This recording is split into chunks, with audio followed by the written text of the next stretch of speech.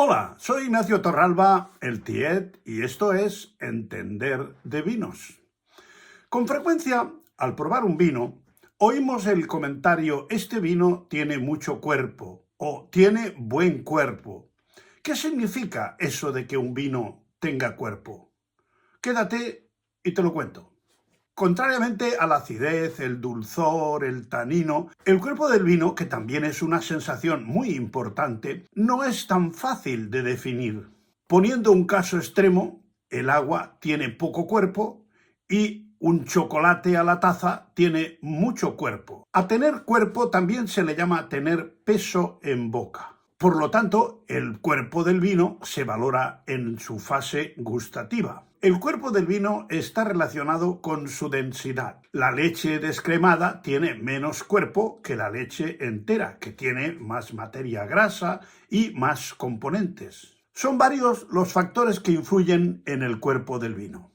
La maceración, los alcoholes, sobre todo la glicerina, los taninos y los antocianos, su paso por madera. Tener mucho cuerpo no es intrínsecamente bueno para el vino, como no lo es para una persona estar muy gordo.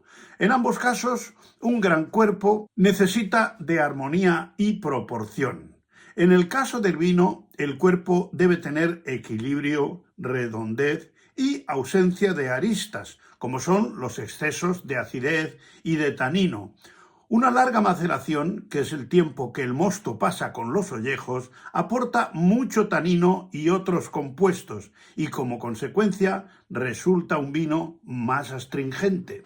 Esta tanicidad se suaviza al pasar por la barrica. Para una crianza larga en barrica es necesario que el vino sea corpulento, vigoroso y con mucha estructura para que la microoxigenación que se produce en la barrica pueda llevar a cabo la famosa polimerización, que como sabéis es la unión de moléculas pequeñas para formar otras más grandes y complejas.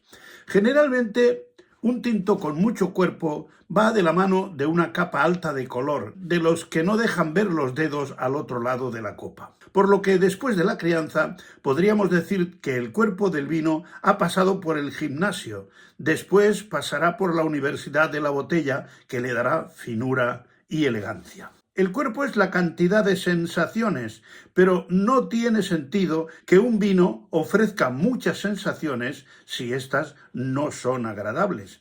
Los vinos con larga crianza desarrollan los llamados aromas terciarios, dejando los primarios, o sea, los propios de la uva, y los secundarios, que son los de la fermentación, en un segundo plano, pero presentes. Y los tres, más la sensación en boca, forman lo que llamamos el bouquet del vino. Como otros parámetros del vino, el cuerpo puede ser ligero, medio o grande, que también se puede llamar completo, dependiendo de la complejidad de sus componentes, alcohol, tanino, etc. Curiosamente, la acidez también afecta al cuerpo, pero en sentido contrario, haciendo que los vinos con menos acidez den sensación de mayor cuerpo. El azúcar residual también contribuye a la sensación corpórea del vino, que es mayor cuanto más azúcar residual y por lo tanto densidad tenga el vino. La sensación de cuerpo de un vino se valora en la boca por su densidad. Se dice que son vinos que se mastican. Se les llama también vinos de copa lenta por su movimiento en la misma, que es más lento a causa de su densidad. Son vinos para consumir con platos potentes y a tragos cortos. Los vinos con cuerpo suelen proceder de viñedos viejos y de secano, de bajos rendimientos y por lo tanto de mayor concentración. Al cuerpo del vino también se le llama estructura, lo que los franceses llaman charpent. A los vinos con poco cuerpo se les llama ligeros y fáciles de beber y por lo tanto son el complemento ideal para platos livianos. En términos enológicos se suele hablar también de peso en boca, lo que es prácticamente sinónimo de cuerpo del vino. Existen determinadas variedades de vid que bien elaboradas tienden a dar vinos con más cuerpo que otras, como son Cabernet Sauvignon, Syrah, Merlot o Monastrell, ya que tienen más taninos. Es erróneo pensar que los vinos ligeros o con menos cuerpo sean de menor calidad. Lo importante es el equilibrio. Puede resultar mucho más agradable un vino con poco o medio cuerpo, pero con armonía, que uno con mucho cuerpo, pero desequilibrado y con aristas. Un gran vino con armonía es una orquesta donde no destaca ningún instrumento y suena armoniosa y equilibrada. En el vino no caben los solistas, aunque los vinos dulces suelen ser una excepción a esta norma. Del mismo modo que hay cepas que producen vinos con mucho cuerpo, también las hay que dan vinos más ligeros y no por ello exentos de finura y elegancia, como son Pinot Noir, Cabernet Franc, Garnacha o Carmener. El terroir también es uno de los factores que influyen en el cuerpo del vino. Los mejores Syrah son los del norte del Ródano, donde se producen vinos de medio y alto cuerpo, así como en Napa Valley, en California, y Coonawarra, en Australia, o Jumilla, en España.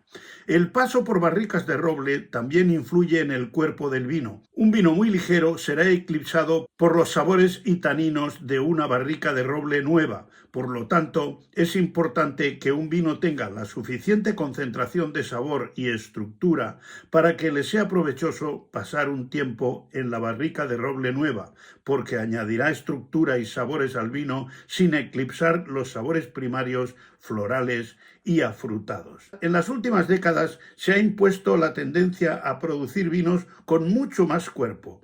Veranos más cálidos y técnicas de viticultura más perfeccionadas han permitido a las bodegas producir vinos con más cuerpo y complejidad. En la Ribera del Duero, al tener la uva una maduración más corta, por lo general los tintos tienen más cuerpo y menos acidez que los de La Rioja, aunque hay casos que son a la inversa. En resumen, los factores que influyen en el cuerpo del vino son, en primer lugar, el clima. Los climas cálidos suelen producir vinos con más cuerpo y volumen que los climas fríos. El clima cálido favorece la rápida maduración de las uvas y genera más azúcar, que con la fermentación dará lugar a un mayor grado alcohólico.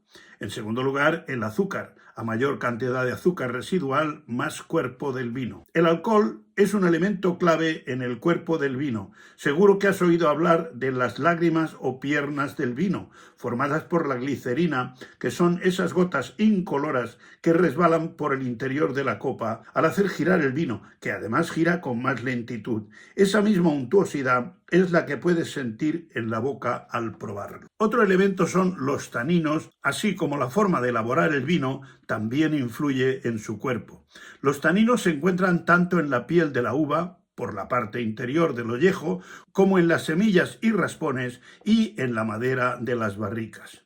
Un vino con larga permanencia junto con los ollejos o que tiene una crianza más larga suele tener más cuerpo. En la elaboración también se puede optar, aunque no sean criados en barrica, por prolongar el tiempo de contacto con los cuerpos de las levaduras una vez terminada la fermentación, con lo que adquieren volumen gracias al fenómeno denominado autólisis, que es un proceso de descomposición de las levaduras al morir, que mediante el proceso llamado batonnage contribuyen a aportar intensidad, volumen y untuosidad, sobre todo a los vinos blancos. Además de los anteriores, existen las llamadas sensaciones trigeminales, que son las transmitidas por el nervio trigémino y que pueden confundirse con sensaciones táctiles y de textura, como lo son, por ejemplo, el picor de los rábanos, la astringencia del té, el frescor de la menta, el ardor y el burbujeo. Porque tener una idea clara de lo que es el cuerpo del vino también es entender de vinos. Hasta otra.